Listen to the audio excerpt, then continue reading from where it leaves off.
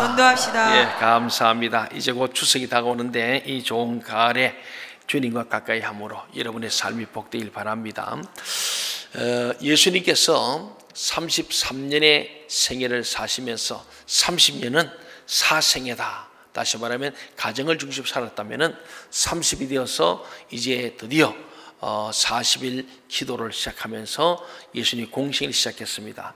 약 3년에 걸친 공생애 동안에 제자들을 불러서 그들과 함께 동고동락하면서 가르치시고 복음을 전파하시고 고쳐주시는 은혜를 통해서 그들의 성품과 비전과 물질의 연단을 잘해서 제자화 되었습니다.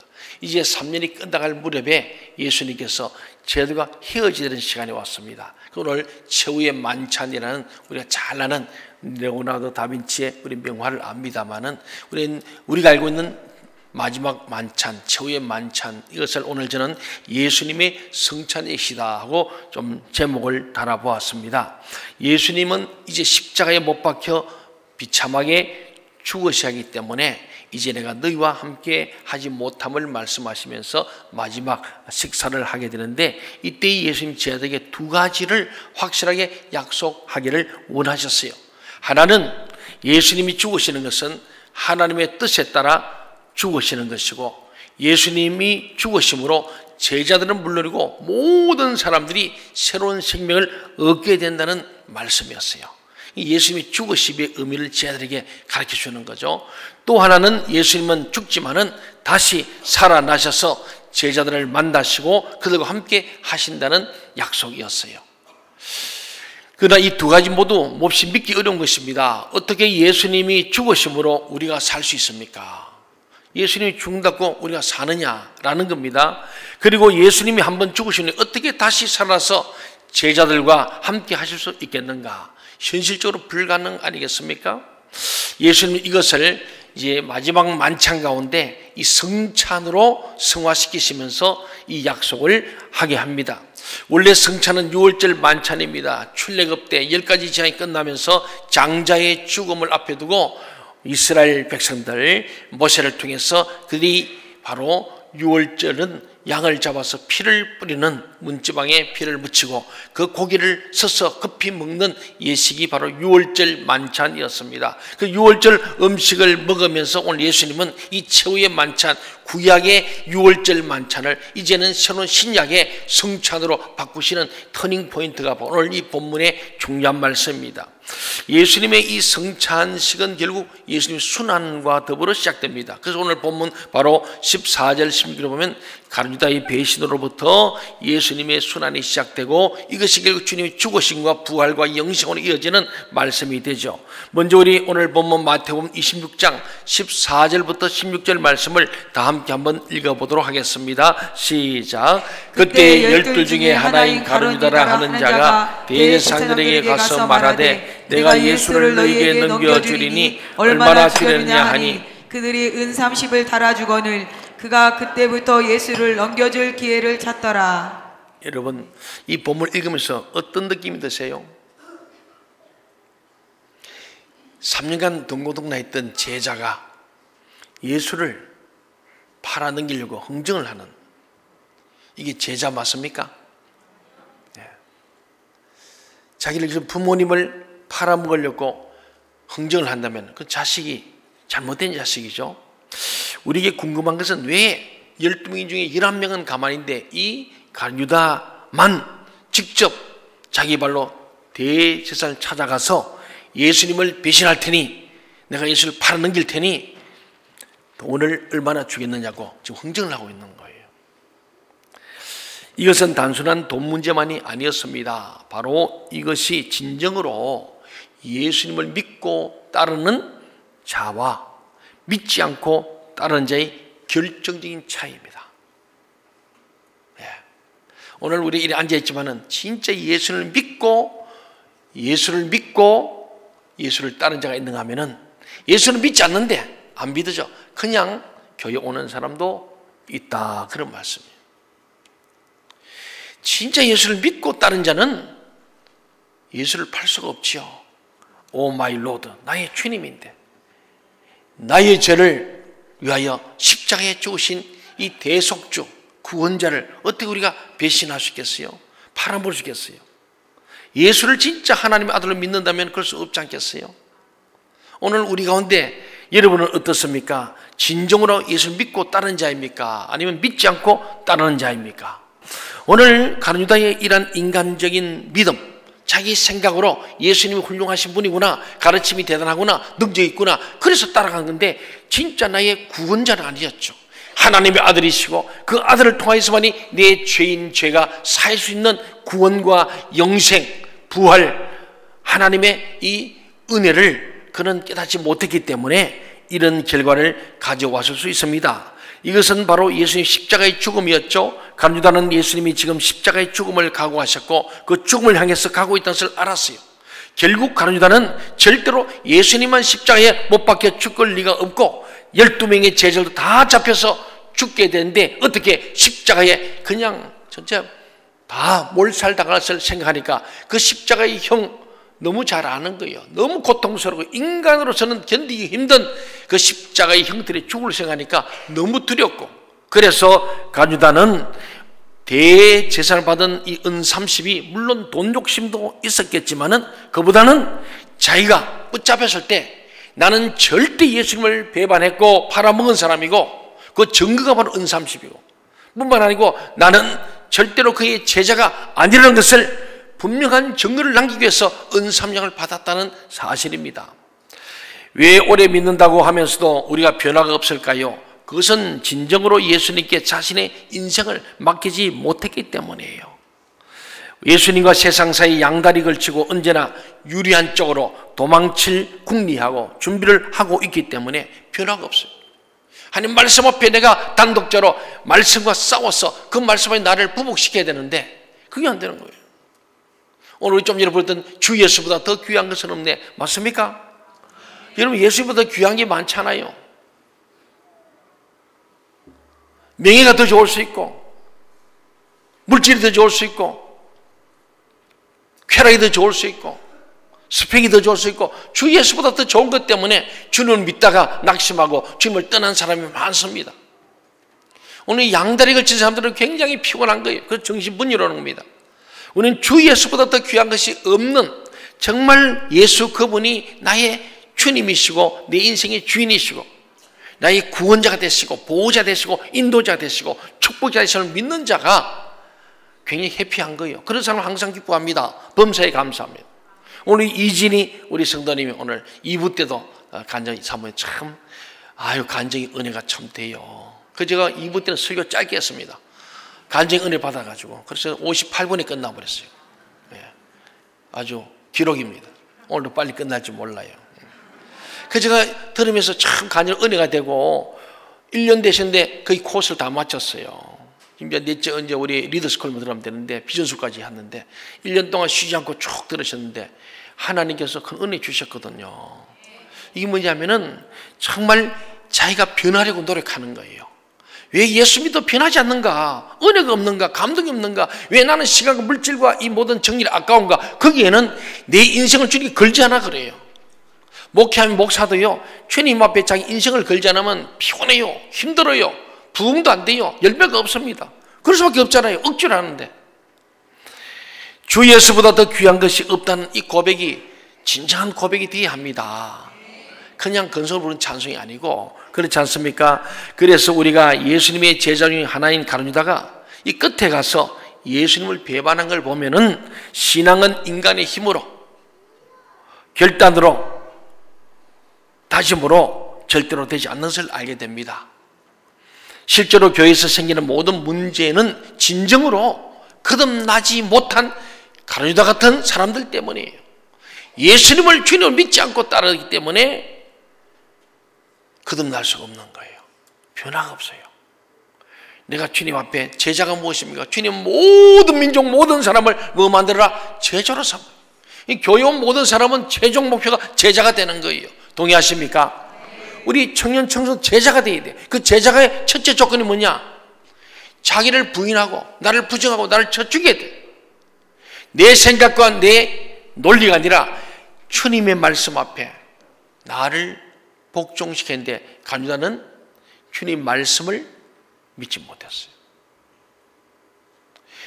결국 가룟유다가 믿지 못한 것은 예수님 말씀이에요. 예수님께서 뭐라고 말씀하셨습니까? 살고자 하는 자는 어떻게? 죽는다. 죽고자 하면 산다. 근데 가룟유다는 살렸고 예수를 팔아먹는 거예요. 죽기로 가고 예수와 함께 죽고 예수와 함께 살고 내가 주님의 십자가에 나도 못 박히라. 베드로는 그랬거든요.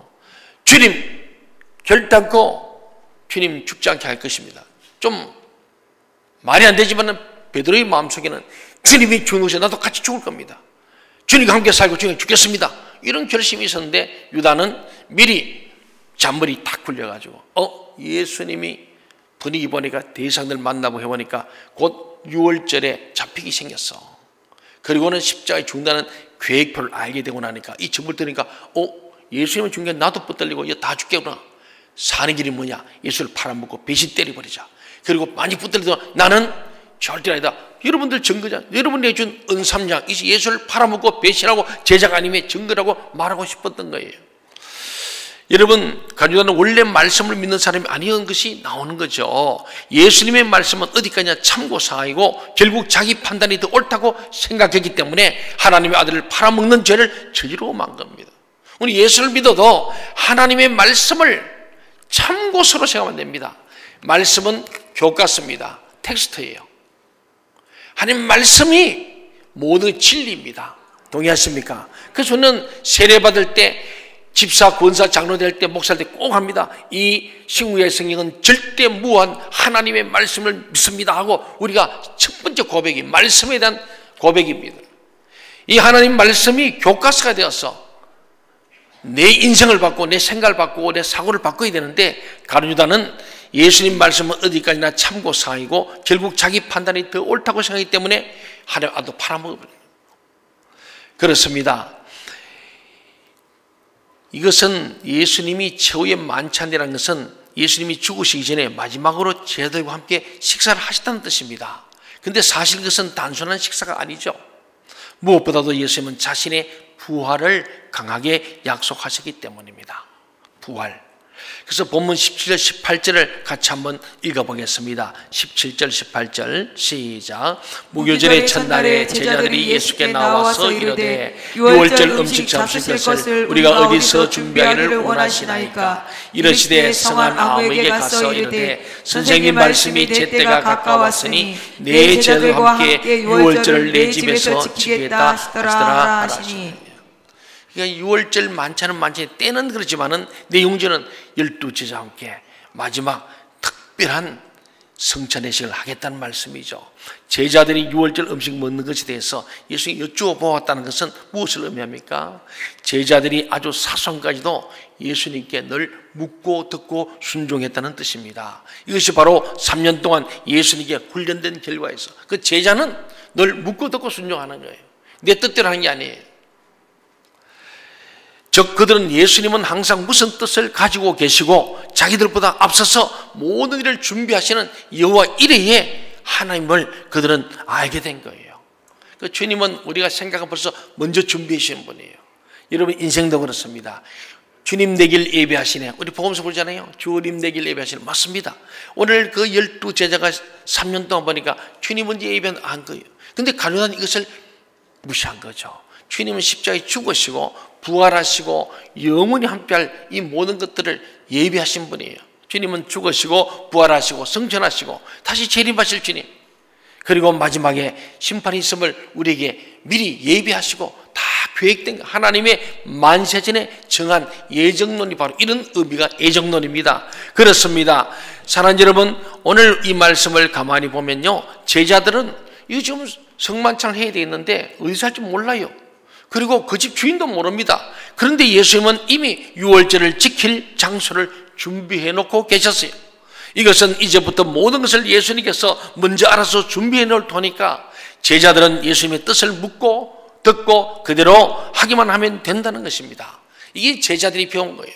우리도 주님을 의지하고 주님께 기도하고 주님의 음성을 듣고 순종하면은 부작용도 없고 후유증도 없습니다. 이게 제자들이 3년간 경험한 거예요. 그렇습니다. 아주 사소한 것이라도 예수님께 여쭤보는 것, 이것이 우리에게 아주 중요합니다. 기도로 묻고 말씀으로 듣고 성령으로 순종하는 것, 이것이 우리 신앙생활의 모토입니다. 오늘 본문 21절을 다 함께 읽어봅시다. 21절 시작. 그들이 먹을 때에 이르시되 내가 진실로 너희에게 이르노니 너희 중에 한 사람이 나를 팔리라 하시니. 이 좋은 자리 아닙니까? 마지막 만찬인 동시에 성찬의 출발선에서 득담을 하신 게 아니고 주님께서는 사실을 직시한 거예요. 왜? 가르치다가 이 마지막 구원의 기회, 회개의 기회를 가지라고 촉구하시는 사랑의 표현이에요. 이 중에 나를 팔 자가 있다. 얼마나 놀랬겠어요. 12 제자들이 깜짝 놀라서 다 묻습니다. 그러잖아요. 얼마니까? 내니까. 누굽니까? 감히 누구냐고 묻지 못하고 나는 아니죠. 나는 아니죠. 묻는 거예요. 가려다 묻습니다. 나는 아니죠. 이래요. 얼마나 가정스럽습니까? 네가 말하였다. 예수님이 그냥 직고해버렸어. 직면한 거예요. 네가 말했다. 너다. 이렇게 한 거예요, 사실. 그럼 다른 제자들 그러고 본인도 그러고 그래 회개해야 되는데 이 회개기를 놓친 것 같습니다. 21, 23절을 보세요. 그들이 몹시 금신하여 각각 여짜오되 주여 나는 아니죠. 대답하여 이르시되 나와 함께 그릇에 손을 넣는 그가 나를 팔리라. 예수님의 말씀을 듣고 제자들이 각각 모두가 자기가 예수를 팔지 않냐고 물어본 것을 보면 제자들이 얼마나 약한 사람들인지 알 수 있습니다. 그때 예수님께서는 나와 함께 그릇에 손을 넣는 자가 나를 팔자라고 말했어요. 이 유대 풍수에 보면 이 마지막 식탁도 보지만 그릇들이 큼직큼직하게 되어 있습니다. 보통 한 그릇을 가지고 서너 명이 먹는 거예요. 그러니까 주님의 그릇에 손을 넣을 수 있는 사람은 가장 가까이 있는 두세 사람이 되는 거예요. 예수님이 벌써 얘기하니까 12개가 압축이 되는 거예요. 그 두세 사람 중에 팔자가 있다는 거죠. 저는 예수님이 가까이 있는 사람이에요. 이때 예수님께서 이렇게 말씀합니다. 24절을 보세요. 인자는 자기에 대하여 기록된 대로 가거니와 인자를 파는 그 사람에게는 화가 있으려다. 그 사람은 차라리 어떻다고요? 태어나지 아니하였더라면 제게 좋을 뻔했다. 여러분, 태어나지 않은 만도 못한 인생은 참 얼마나 불행한 인생입니까? 왜 그러냐? 구원받을 기회를 놓치기 때문에 그래요. 예수님은 철저하게 하나님의 말씀 중심이지 않습니까? 예수님 죽어도 하나님 말씀대로 기록된 대로 나는 죽는다. 그러나 인자를 믿지 않고 배신하는 자는 이 세상에 살면서 단 한 번 있는 구원의 기회를 저버리는 것입니다. 인생은 단지 이 세상에 한 번 사는 것으로 끝나지 않습니다. 죽으면 끝이 아니에요. 그 후에 하나님의 심판이 있고 이 세상에 산 자의 책임이 있는 거예요. 목사로서 장로, 집사, 권사로, 성도로 살아온 우리 삶의 책임이 있습니다. 그래서 진정으로 사람이 이 세상에 살면서 붙잡아야 할 것은 단 한 번 있는 이 구원의 기회를 꼭 잡아야 합니다. 여러분이 구원의 기회를 잡으시기 바랍니다. 이미 잡으셨다면 너무 감사한 일이에요. 또 우리 가족 중에 아직도 이 단 한 번 있는 구원의 길을 잡지 못했다면 차라리 나지 않았으면 더 좋을 뻔했다. 이런 말씀에 해당될 수 있다는 사실입니다. 이 세상에 태어나서 구원의 기회를 붙잡지 못한 자는 차라리 태어나지 않는 것보다 못합니다. 왜냐하면 그 후에 하나님의 저주와 심판이 있기 때문입니다. 우리 기독교의 모든 것은 전부 말씀으로 되어 있습니다. 그런데 말씀이 아니고 눈으로 볼 수 있는 행동으로 되어 있는 게 딱 두 가지가 있어요. 그것이 예수님이 제정하신 세례와 성찬입니다. 세례는 물 가지고 죄를 씻는 의식입니다. 성찬은 주님의 살과 피를 먹는 의식이에요. 물로 제심 받은 자가 성찬에 참여하는 거예요. 그런 자가 예수의 뜻과 살과 피를 먹고 마시면 내 안에 주님을 모시는 의식이고 또 내가 주님 안에 들어가는 의식이에요. 얼마나 귀여워요. 그래서 이 세례와 성찬은 주님이 제정한 최고의 우리 주신 축복의 바로 예식입니다. 그래서 이것을 합쳐서 성례식이다. 그렇게 말하고 있습니다. 이것은 그만큼 이 두 가지가 우리에게 중요한 것임을 보여줍니다. 26절을 같이 한번 읽어볼까요? 26절 시작. 그들이 먹을 때 예수께서 떡을 가져사 축복하시고 떼어 제자들에게 주시며 이르시되 받아서 먹으라. 이것은 내 몸이니라 하시고, 예, 주님의 몸을 우리에게 나눠주는 거예요. 다 살을 찢어주시는 거죠. 예수님의 살을 먹는다는 것은 쉬운 말로 표현하면 예수님의 죽으심이 내 죄를 대신한 것임을 믿는다는 뜻이에요. 내가 살이 찢겨서 죽어야 되고 십자가 못 죽어야 되고 피를 죽어야 되는데 주님의 살을 먹는 것은 주님의 죽으심이 내 죄를 대속하시는 은혜의 바로 성체임을 말씀하는 겁니다. 그리고 우리에게 십자가 중요한 이유는 이 십자가가 우리의 모든 허물과 죄를 다 치웠고 우리에게 새로운 삶을 주었기 때문에 십자가는 우리에게 너무나 놀라운 은혜의 상징입니다. 우리는 아무것도 걱정하지 말고 오직 한순간순간을 믿음으로 살기만 되고, 뭘 믿냐? 예수님의 죽으심과 다시 사심을 믿는 거예요. 주님의 십자가와 부활을 믿는 믿음이에요. 그 자에게 영생이 있는 거예요. 이것을 믿는 자에게 주님은 어렵다 하시고 이 구원의 기회는 믿음으로 구원받는 것입니다. 27절 28절을 보세요. 또 잔을 가지사 감사기도 하시고 그들에게 주시며 이르시되 너희가 다 이것을 마시라. 이것은 죄사함을 얻게 하려고 많은 사람을 위하여 흘리는 나의 피 곧 언약의 피니라 그랬어요. 바로 예수님께서 이 피는 우리의 죄를 사하신 피, 생명의 피는 생명인데 죄사함의 언약의 피라는 거죠.